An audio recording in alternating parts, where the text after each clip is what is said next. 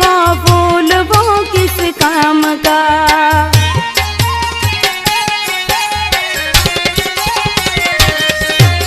फूल पे कांटे लगे हो फूल वो किस काम का।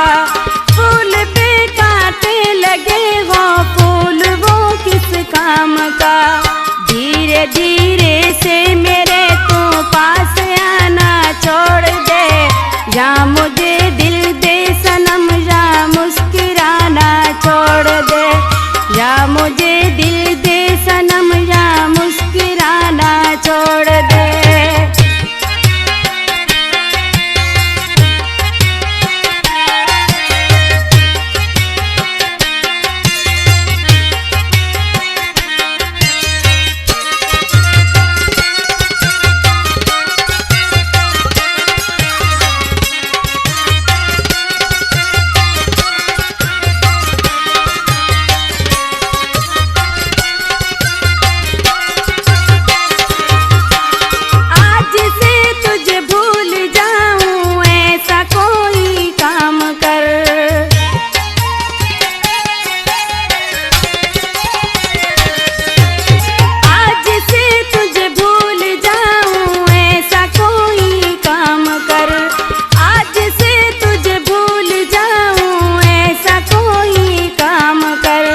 रोज नई नई हाथ की बातें बनाना छोड़ दे, या मुझे दिल दे सनम, या मुस्कुराना छोड़ दे, या मुझे दिल दे सनम, या मुस्कुराना छोड़ दे।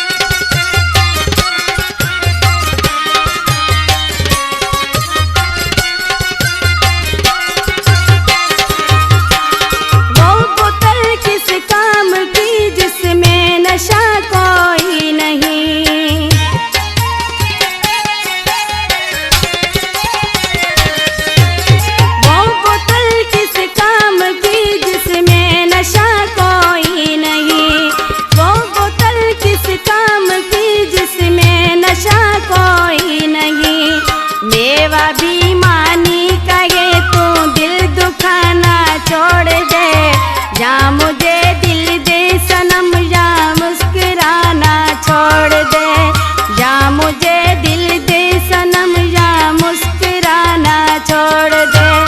हम दीवानों से तेरी नजरें मिलाना छोड़ दे, या मुझे दिल दे सनम, या मुस्कुराना छोड़ दे।